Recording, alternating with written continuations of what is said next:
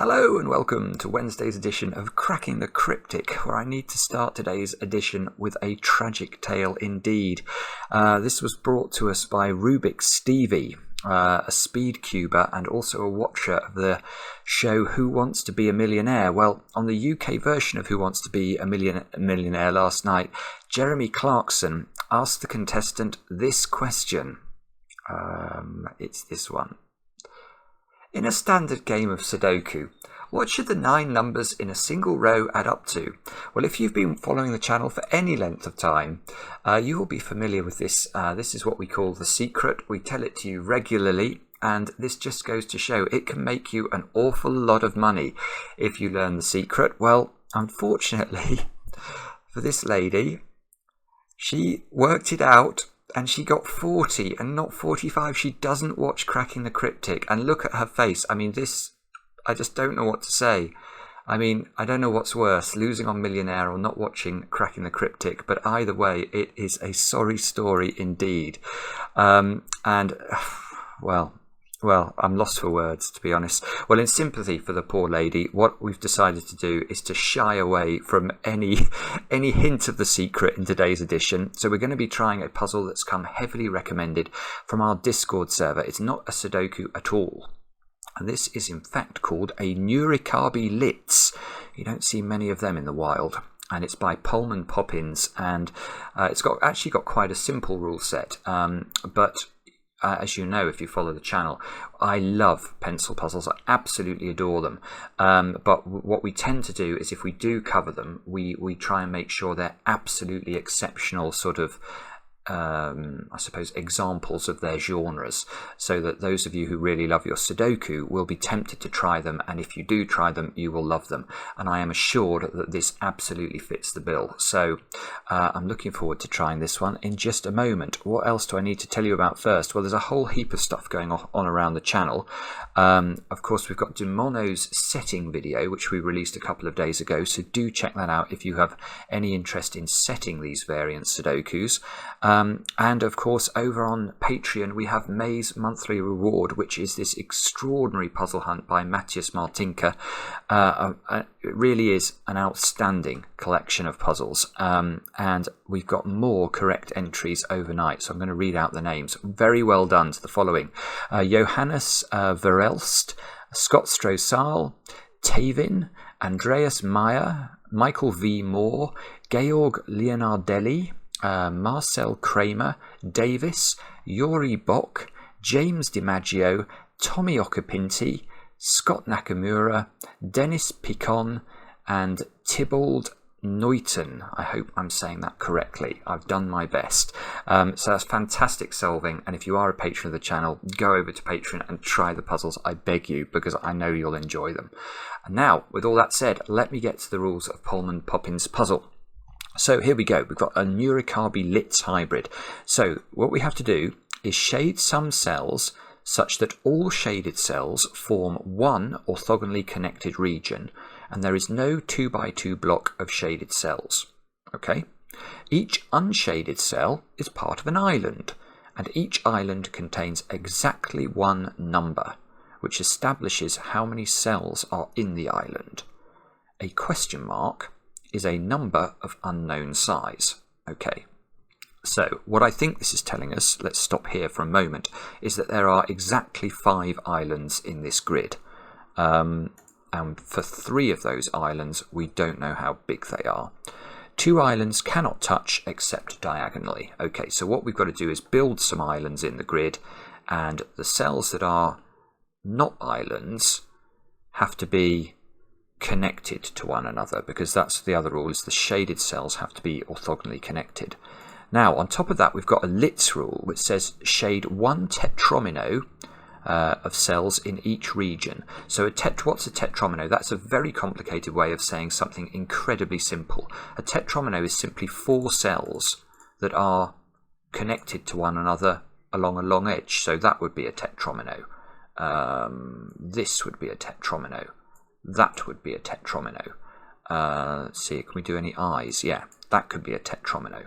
What I suppose we can't do is that as our tetromino, because the reason this is impossible is this would be a shaded region, and it would be a 2 by 2 shaded area, and we're not allowed to do that. So the only tetromino you're not allowed to do is a 2 by 2 box.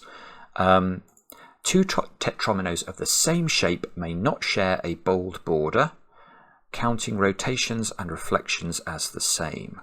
Right, so this is standard lits, but what that means is, let's imagine that this square contained a shape that looked like that. What we could not do is put that shape into this next region, because you can see at the region division here, we've got an L tetromino attached to another L tetromino, and that is not allowed. Even though these aren't identical because it's a reflection and a rotation, they're treated the same for the purposes of the rules. So do have a go. The way to play is to click the link under the video. I'm assured actually this is approachable today, so it ought to be not too bad. We shall see. The way to play, click the link under the video. As I've already said, let's get cracking and see how we go. Now, I've got no real clue where to start with this. I mean, I can see some simple lits logic up at the top. So how can we build a tetromino in this region? Well, the answer is we don't know exactly, but is it possible that this cell is not part of the tetromino we put in this region? Well, clearly not. If that cell's not in, if that cell was, let's use green for island, you can't actually build a tetromino at all anymore, because you can't put 4 cells in connected together. So that square must be, I'll use purple, but that square must be part of a tetromino, as must this one for the same reason. We don't know whether it's both of these or just one of these, I don't think. So, what about this one? Again, we can't have a 2 by 2 tetromino, so we know this square must be part of the tetromino in this sort of pentomino shaped region. So that means both of those must be in. So this one maybe? Yeah, okay, look at this funny region here. These 2 squares must be part of a tetromino. If they're not, you can't create a tetromino in the region. And this region is the same as that region, so we must use the same logic, and we can put tetrominos into these 2 squares. So I fear this may be as far as we can get with simple logic. I know what I could do. These squares are all part of islands, because that's what we're told in the instructions. So we'll make those green. Right, okay. Now let's take a closer look at this region and ask whether this square can be part of a tetromino. And the answer is no, because if it was, that tetromino would have to look like that, and whoops, I've made a 2 by 2 region of shaded cells. So we can't do that. This square must be green. And the same is true for this square. If that square's purple, that square would also be purple to create the tetromino, and that's going to give us a problem. So that square must be green as well. And we've got to be a bit careful, because I can't make the green region larger than size 4. Oh, but more simply than that, what does the tetromino in this shape look like now? And the answer is still that we don't know, but we do know it must take all 3 of those squares, because it's either going to be an L that looks like that or an L that looks like that. That's the only possible ways of drawing 4 cells together. Right, okay, and now this is lovely, because now this 4, we know this tetromino is either taking that square or it's taking this square. So either way, one of these 2 squares is not used in a tetromino and will be green, and that's going to complete our island of size 4. Now that means that the rest of this, all other orthogonal cells with this island, must be tetromino.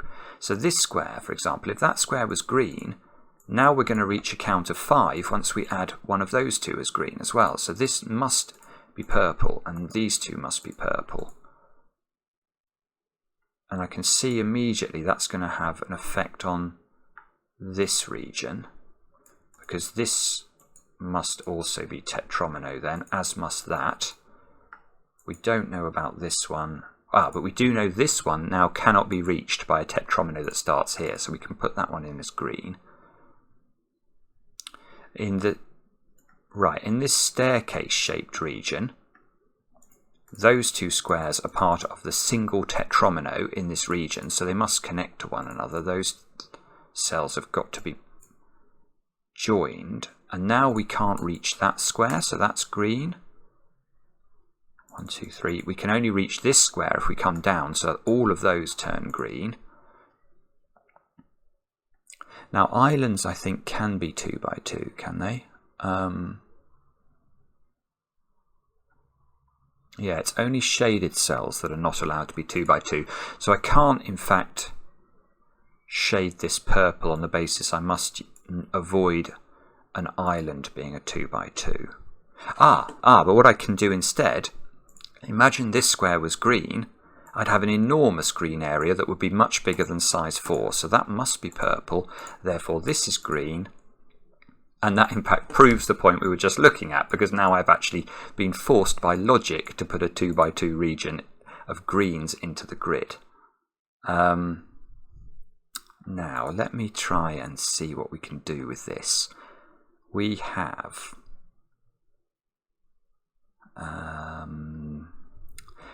a pause. We have an interlude in this Who Wants to Be a Millionaire special. Now, what can I do next? So, not seeing much actually. Oh dear. Can I? I've got to avoid a 2 by 2 shaded area, so that's got to be green. Does that matter? Don't see how.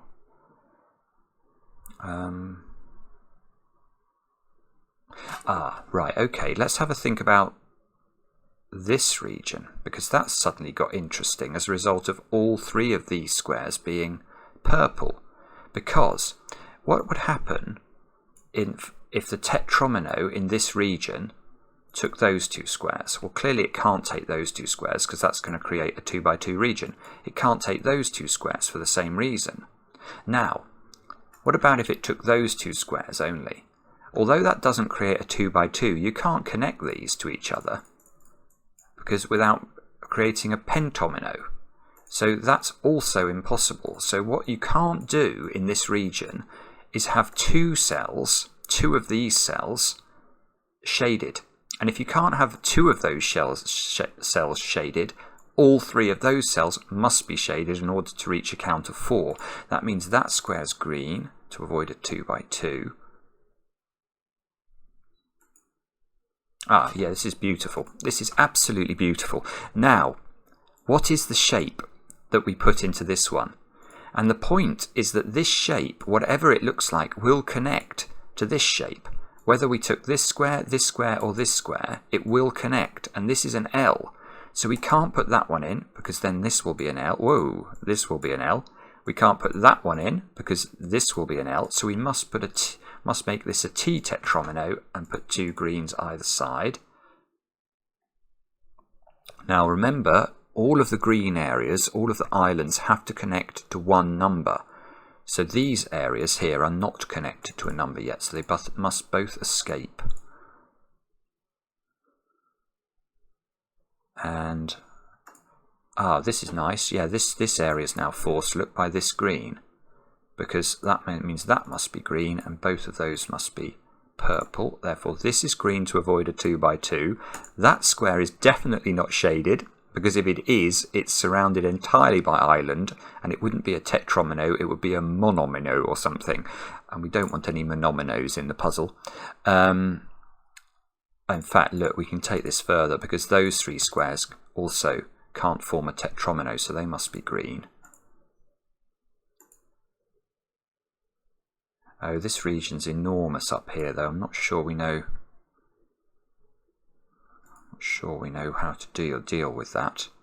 I'm sure there'll be some connectivity that we have to consider at some point, where we're going to have to make sure that, you know, purples have to connect to the rest of the grid.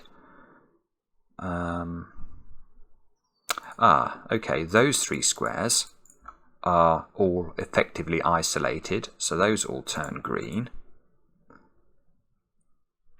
Right, now look at this. This region here of island can't connect to another region of island. Each island only contains one number, so that must be purple.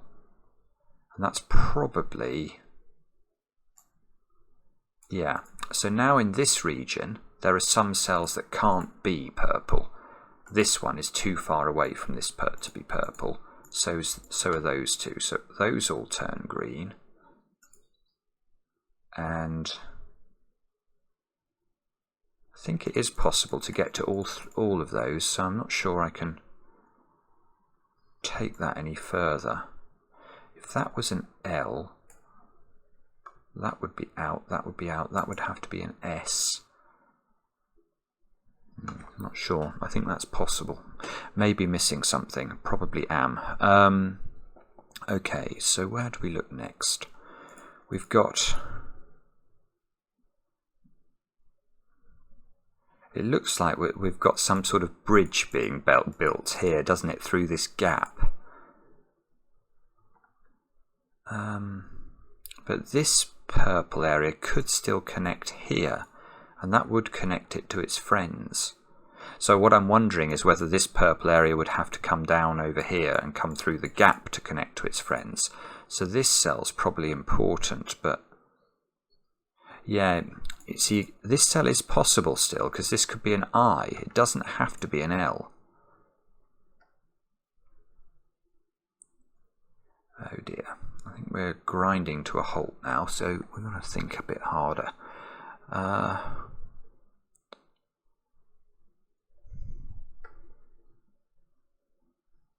This region here, whatever that looks like, it's going to have to connect via this region, isn't it, to the rest of the grid.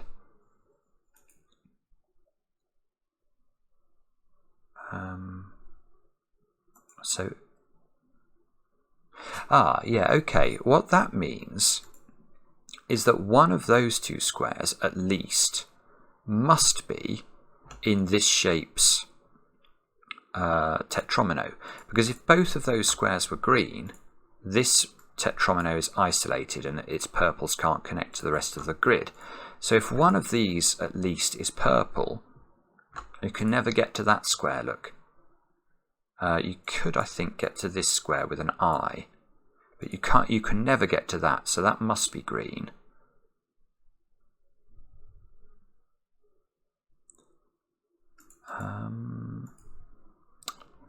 Sorry,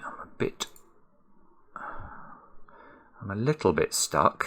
That was in. Have to be careful about connecting that downwards. Oh no, that could be. Oh, it gets a bit tricky actually. Oh no, better. Right. Sorry. Okay, let's think about this square. Is that? Yeah, that is right. Good grief. Right. This square is definitely not tetromino. Why not? Well, what I was trying to do initially was to draw shapes in here and work out how they connected. But I think the point is more relevant about the islands that would be formed if this is a tetromino. Because however I draw this tetromino, an awful lot of the real estate over here, in particular, all four of those squares would have to be green. And look now, I've built an island that's far too large. We don't want two large islands here, so this square must be green. Now, can we do the same with that square? If that square is purple, I've got to avoid this becoming too large. 1, 2, 3.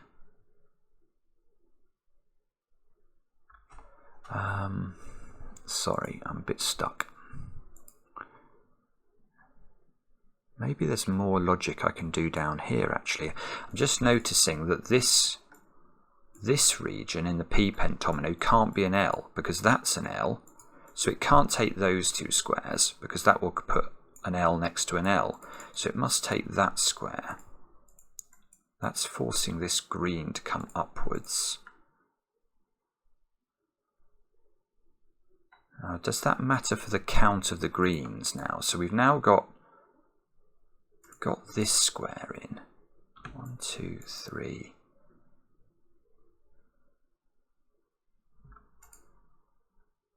Sorry, that was conjecture, wasn't it? I was wondering whether this square was green or purple, whereas this was not conjecture. That's correct. So let's come back and think about this again.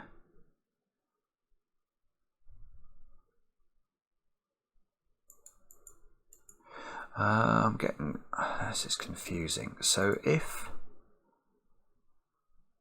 this has to get out to connect to its friends. Right, here's something. Here's a small piece of logic. Is it possible that this region here connects to its friends not via this shape, but via this shape? Well, the only way that that could happen is if the tetromino in this region is an eye going across the top to allow this region to connect across the top to this point here.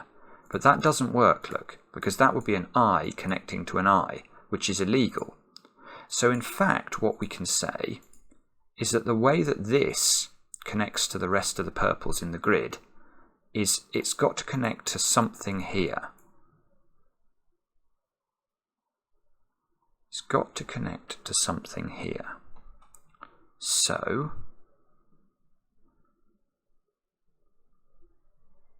if this is in 1, 2... yeah, there's simply no way. This cannot be in, because there is no way of drawing a tetromino here that doesn't give us an enormous problem. In fact, I think it's going to isolate greens in this region, because let's think about how we could draw this tetromino.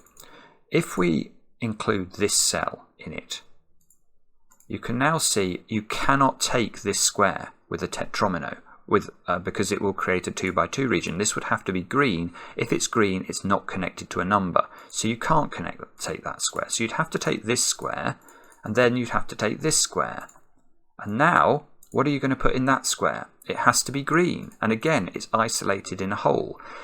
Don't isolate things in a hole. It won't do you any good.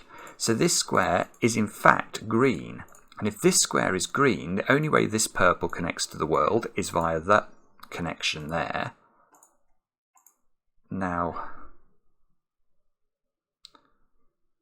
what does that mean? So now we know, we know that...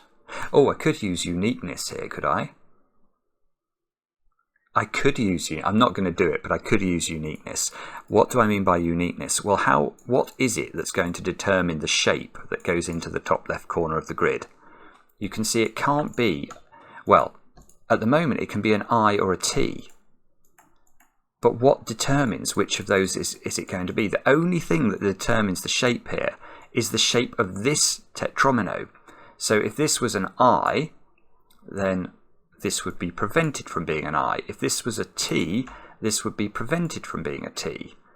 In fact, we already have ruled it out from being an I. So I now know by uniqueness this is going to be a T. But anyway, we won't use that. We will try and do it logically. Although in a competition, I would definitely be using that. So, what does this tell us? Well, it tells us we can't have this 2 by 2 as a tetromino. So this square must be part of this tetromino, which means that square must be part of the tetromino. So we're now looking at an L or a T. We know this square is not in. And now I've got to be a bit careful. Ah, I see. I see what it's this domino that we have to think about. Because however this tetromino connects to its friends down here, whether it's this one or this one it uses, what happens to this domino here? It must connect to a number. Well, it can't connect to this number because once one of these is purple, that's not going to work. So this must connect to the 7 number, and in connecting to a 7 number, it creates a region, an island of size 7. That is beautiful. So that all becomes purple. That becomes purple. And look, there it is a T, which means this is not a T. That's got to be purple. That's got to be green. That's got to be green. This is a T, so this cannot be a T. So that must be out. That must be an S. Now, what does that mean? Right, we've got to be careful in the top right not to create isolated greens. For example, if I put this one in, this would be an isolated green domino. So that's not going to work. In fact, that's going to force this square to be the cell that must be complete this tetromino. So the green now has to come out. This has to connect, so that's going to be in. That places another green. Now, maybe we don't know about... Oh, I tell you what, we may not know how the connections work in terms of the purple, but we do know we've got to put a tetromino in this shape. And this is the start of that tetromino, so it must take those two squares, which forces the green to come down, which forces this to be an I tetromino, which... may or may... well, now this square's eyes... Oh, this is just beautiful. It really is. This square now needs to connect to a number. Well, therefore, it's got to come through that little alleyway. Hopefully it doesn't get mugged on the way. And now that square must be green because it can't be tetromino. Which means that square must be tetromino. Now, what does all that mean? Now we've fixed the tetromino in this region. That's got to be an S. Now this can't be in. Good grief, right, because that's going to create a 2 by 2. So now we have got... Yeah, okay. Now look at the purple. If I double click on it, it's actually really clear. We need to make sure all of the purple connects to all of the other purple. Now you can see that the top region of purple now, the only way it can get out is through this little cul-de-sac here. It's got to connect to its friend. So that must be in. This is an L, so that can't be an L and must be an I. This must be green.